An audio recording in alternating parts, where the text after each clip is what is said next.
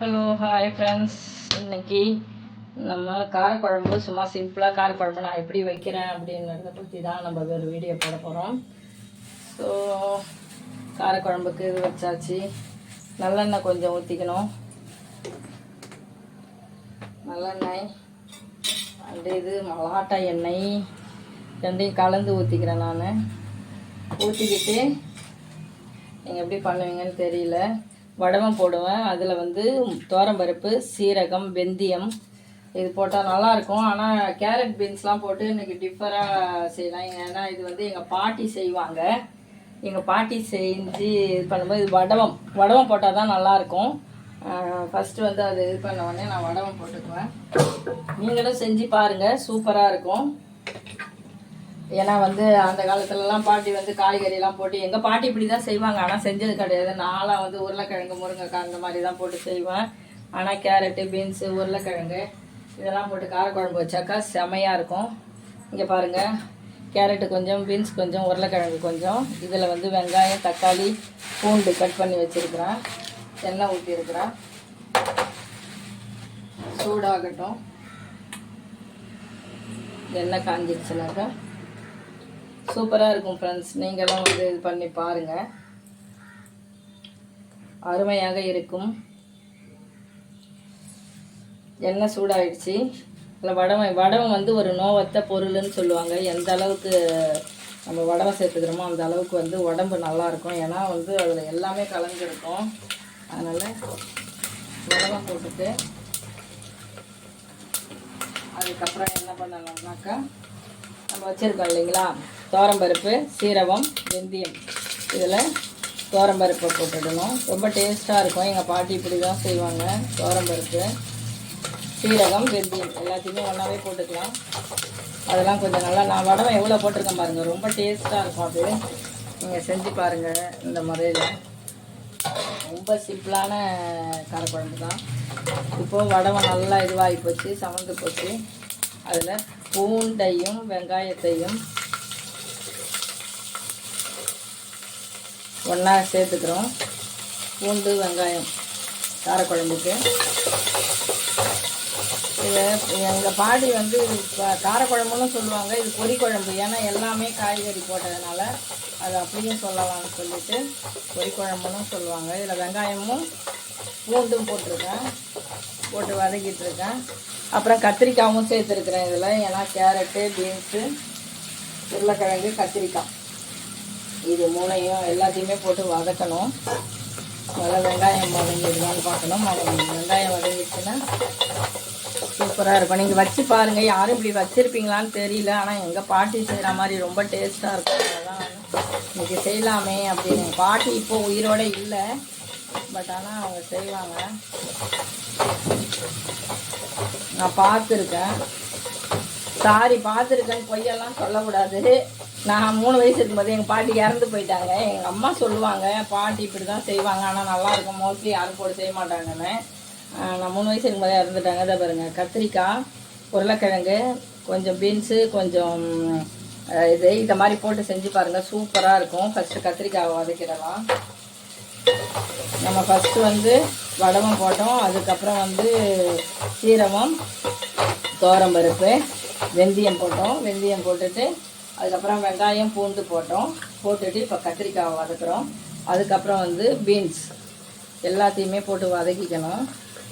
பீன்ஸும் கேரட்டையும் போட்டு வதக்கிக்கிறோம். அது நல்லா வதங்கணும். நம்ம வந்து கொஞ்சம் கல் உப்பு சேர்த்துக்கலாம். நான் புளி கரைசல் நான் ஏற்கனவே ஊற வச்சு வச்சுருக்கிறேன்.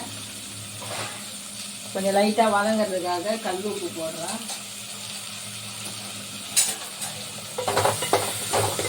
இது நல்லா வதங்கணும்.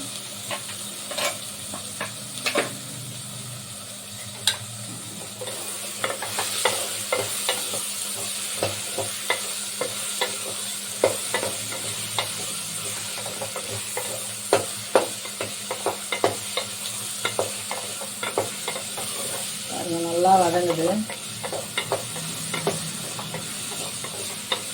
நல்லா வதங்கினா தான் குழம்பு வந்து சூப்பராக இருக்கும். இதுக்குள்ளே நாங்கள் மினரல் வாட்டர் தான்ப்பா யூஸ் பண்ணுவோம். ஆர்டினரி வாட்டர் யூஸ் பண்ண மாட்டோம். ஏன்னா எங்கள் வீட்டிலலாம் சுண்ணாம்பு தண்ணி அதனால் மினரல் வாட்டர் தான் நாங்கள் துணி துவைக்கிறதுக்கு குளிக்கிறதுக்கு மட்டும்தான் வந்து ஆர்டினரி வாட்டர். இது எல்லாத்துக்குமே நான் வந்து எங்கள் வீட்டில் எப்படி செய்வாங்களோ, ஒரு சிலர் வந்து என்ன பண்ணுவாங்க, புளியெல்லாம் கரைச்சி மிளகாத்தூளெல்லாம் ஊற்றிட்டு அதுக்கப்புறம் இந்த உருளைக்கிழங்கையும் அதில் போட்டுடணும். என்னடா இது டிஃபராக இருக்குதுன்னு நினைக்காதீங்க, சூப்பராக இருக்கும்.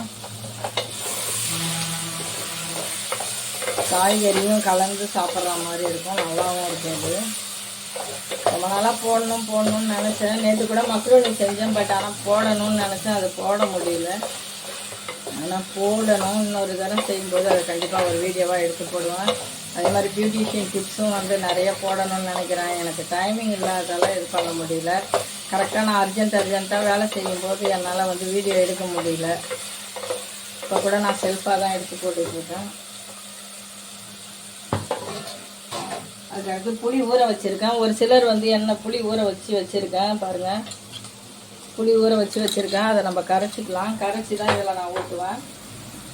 ஒரு சிலர் என்ன பண்ணுவாங்கன்னாக்கா, புளி கரைச்சி உப்பு மிளகாத்தூள் எல்லாமே போட்டு அதை கரைச்சி வச்சுருப்பாங்க. ஆனால் எங்கள் பாட்டி இப்படி செய்வாங்க அப்படின்னு அம்மா சொல்லியிருக்காங்க, அதனால் நான் இப்படி செய்கிறேன். இதுவும் ரொம்ப டேஸ்ட்டாக இருக்கும்னு. நல்லா வதங்கணும். இது வதங்கிட்டு இருக்கு பாருங்கள், நல்லா வதங்குது. வடவம் போட்டு செஞ்சீங்கன்னா இன்னும் ரொம்ப நல்லாயிருக்கும்.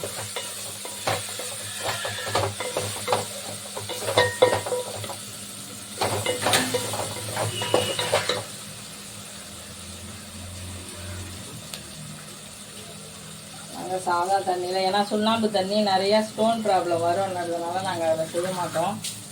மினரல் வாட்டரில் தான் செய்வோம். துணி துவைக்கிறதுக்கும் இதுக்கும் மட்டும்தான். பாருங்கள், நான் புளி கரைச்சலை, அது நல்லா வதங்கி போச்சு. அதுக்கப்புறம் வந்து புளியை கரைச்சி அதில் ஊற்றிக்கிறேன்.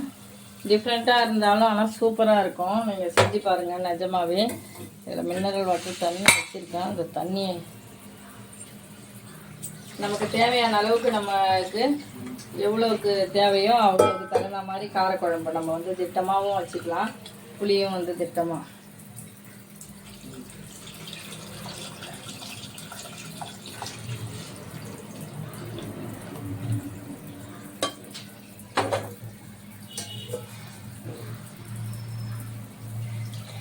ஏன்னா காய்கறி நிறையா இருக்கிறதுனால செதறிக்குன்னு இருக்கும். கொஞ்சம் தண்ணியாக இருந்தாலும், ஏன்ப்பா தண்ணியை திறந்து விட்டு வச்சுக்கிறேன்?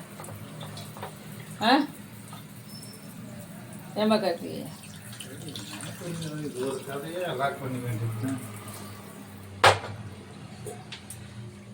அவ்வளோதான். இதில் கொஞ்சம் மஞ்சத்தூள் அப்பயே வதக்கும் போதும் போடலாம், அதுக்கப்புறமும் போடலாம். வதக்கும் போட்டால் கொஞ்சம் ஸ்மெல் இருக்காது. கொஞ்சம் மஞ்சத்தூள் கலந்துக்கணும். இதுதான் காரக்குழம்பு. இப்போது ஆர்டினரி மிளகாத்தூள் நம்ம வீட்டுக்கு டெய்லி உபயோகப்படுத்துகிறோம் இல்லைங்களா? வீட்டுக்கு உபயோகப்படுத்துகிற மிளகாத்தூள் நம்ம எல்லா குழம்புக்கும் யூஸ் பண்ணுற மிளகாத்தூள் தானே காரக்குழம்புக்கு. எனக்கு எங்கள் வீட்டில் காரமே இருக்காது, ஏன்னா காரம் யாரும் சாப்பிட மாட்டாங்க, அதனால் நான் நிறைய போடுறேன்.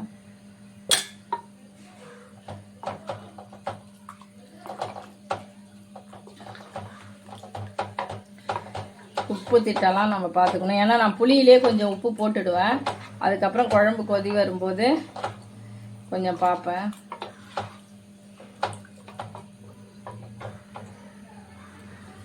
உப்பு திட்டம் இருக்கான்னு பார்த்துப்போம். உப்பு கம்மியாக இருக்குது.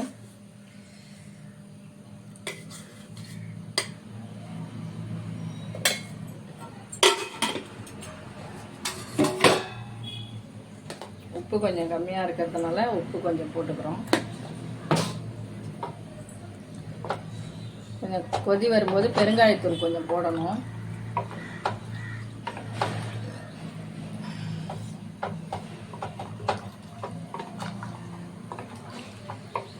நல்லா இருக்கும்ப்பா. கேரட்டு, பீன்ஸு, கத்திரிக்காய் யாரும் அப்படி செய்ய மாட்டாங்க. அந்த காலத்தில் இருக்கவங்க எல்லாம் காய் தானே நிறையா. உப்பு இருக்கான்னு பார்த்துக்கணும்.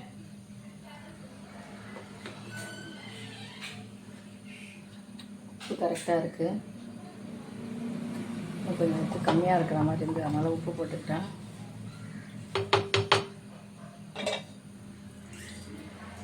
ஓகே, இது அப்படியே கொதிக்கணும். கொதித்து வரும்போது நம்ம வந்து பெருங்காயத்தூளும் கருவேப்பிலையும் போட்டு இறக்கணும். இதுக்கு முட்டை, அப்பளம் இந்த மாதிரியான இதெல்லாம் போட்டு வச்சோம்னா இன்னும் சூப்பராக இருக்கும் இந்த காரக்குழம்பு. ரொம்ப சிம்பிளான காரக்குழம்பு, பாரம்பரியமான காரக்குழம்பு. இதை வச்சு சாப்பிட்டு பாருங்கள், டேஸ்ட்டாக இருக்கும். இதில் வந்து நம்ம மணத்தக்காளி வத்தல் கூட போடலாம். ஆனால் எல்லாத்தையும் போட்டு இது பண்ணால் மூடி வச்சுருவோம். நம்ம மூடி வச்சுட்டு அதுக்கப்புறம் அது நல்லா கொதி வந்த உடனே நம்ம பார்க்கலாம். பார்த்துட்டு பெருங்காயத்தூள் கருவேப்பிலை போடணும். ஓகே ஃப்ரெண்ட்ஸ், குழம்பு நல்லா கொதி வந்துருச்சு. சூப்பராக கத்திரிக்காய் எல்லாம் வெந்து போச்சு. நான் முட்டை இதிலே போட்டிருக்கேன். ஓகே, உருளைக்கிழங்கு எல்லாமே வெந்துருச்சு. அதுக்கப்புறம் பெருங்காயத்தூள், என்ன காரக்குழம்புக்கு பெருங்காயத்தூள் போட, இது ஜீடி பெருங்காயம். இது நான் பாக்ஸ்லாம் வச்சு அப்படியே கொட்டிடுவேன்னு சொல்லிட்டு எனக்கு இப்படி தான் வாங்கிட்டு வருவாங்க. பெருங்காயத்தூள் கொஞ்சம் போட்டுக்கணும். அப்புறம் கருவேப்பிலை. அவ்வளோதான்ப்பா காரக்குழம்பு. சூப்பராக இருக்கும். நீங்கள் ட்ரை பண்ணி பாருங்கள். இதை பாருங்கள், கத்திரிக்காய், கேரட்டு எல்லாமே நல்லா வெந்திருக்கு. சூப்பராக இருக்கும். இதெல்லாம் வந்துருச்சு. நீங்கள் ட்ரை பண்ணி பாருங்கள். நானும் நிறையா வீடியோஸ் போடணும்னு நினைக்கிறேன். பட் ஆனால் போட முடியவில்லை. இனிமேல் போடுகிறேன். பெருங்காயத்தூள் போட்டு கருவேப்பிலை போட்டு அதை நல்லா சூப்பராக நம்ம செஞ்சிடணும். பாருங்கள், சூப்பராக இருக்குது பாருங்கள். நீங்களும் இந்த மாதிரி செஞ்சு பாருங்கள். ஸோ முடிஞ்சு போச்சு. காரக்குழம்பு வந்து இந்த மாதிரி செஞ்சு பார்த்தீங்கன்னா அது வந்து ரொம்ப அருமையாக இருக்கும். மதியத்துக்கு சாப்பாடு ரெடி ஆகிடுச்சு. இதுக்கு அப்பளம், இந்த மாதிரி சோத்து வத்தல் அல்லது ஊறுகாய் மிளகா, இந்த மாதிரி ஏதாவது இதுக்கு வந்து இது பண்ணிக்கலாம். நான் வந்து முட்டை போட்டிருக்கேன். இதிலே அவிச்சு போட்டுட்டேன் நான். அப்போ தான் அந்த காரம் ஏறினா தான் நல்லா இருக்கும்னு இதில் ஒரு 5 முட்டை போட்டிருக்கேன் பாருங்கள். காரக்குழம்புக்கு முட்டை தான் நல்லாயிருக்கும். இதில் ஒரு 5 முட்டை போட்டிருக்கேன். முட்டை அவிச்ச முட்டை தான் சாப்பிட்ணும், அப்போ தான் நல்லாயிருக்கும். ஆம்லேட்லாம் அந்த அளவுக்கு நல்லா இருக்காது. ரெண்டாவது வந்து வத்தல் நல்லாயிருக்கும், அப்பளம் நல்லாயிருக்கும். அதுக்கப்புறம் வந்து ஊறுகாய் மிளகாய் கூட போட்டுக்கலாம். ஓகே ஃப்ரெண்ட்ஸ், சூப்பராக இருக்குது பாருங்கள். கொதி வந்துருச்சு, நம்ம ஆஃப் பண்ணிடலாம். ஸோ இந்த மாதிரி நீங்களும் செய்யுங்க, உங்களுக்கும் சூப்பராக இருக்கும். இது பாரம்பரியமான பாட்டிலாம் வந்து அப்படி தான் கேரட் பீஸ்லாம் யாரும் போட்டு வைக்க மாட்டாங்க. ஆனால் இன்னும் கொஞ்சம் நம்ம கருவேப்பிலை போட்டுக்கலாம். ஏன்னா இறக்கும் போது போட்டால் இன்னும் வந்து நல்லாயிருக்கும், வாசனையாக இருக்கும். காரக்குழம்புக்கு எவ்வளோ கருவேப்பிலை போடுறோமோ அவ்வளவும் வந்து அருமையாக இருக்கும். ஸோ சூப்பராக இருக்கும். நீங்களும் செஞ்சு பாருங்கள். செஞ்சு பார்த்துட்டு எப்படி இருக்குன்னு சொல்லி கமெண்ட் பாக்ஸில் கண்டிப்பாக சொல்லுங்கள். இதே மாதிரி நம்மளுடைய சேனலில் இன்னும் பாரம்பரியமான உணவுகளும் சரி, வீடியோஸும் சரி, அதாவது ஹெர்பல், ஃபேஷியல் எல்லாத்த பற்றின வீடியோவும் இனிமேல் வந்து ஒன்று ஒன்றா நம்ம அப்லோட் பண்ணி பார்க்கலாம். ஓகே, பாய் ஃப்ரெண்ட்ஸ், மூடி வச்சிடலாம். நீங்களும் இதே மாதிரி செஞ்சு காரக்குழம்பு எப்படி இருக்குன்னு சொல்லிவிட்டு எனக்கு கமெண்ட் பாக்ஸில் கண்டிப்பாக சொல்லுங்கள். Thank you thank you thank you thank you. மூடி வச்சிட வேண்டியதான். மதியானம் சாப்பாடு ரெடி ஆகி போச்சு. Bye friends.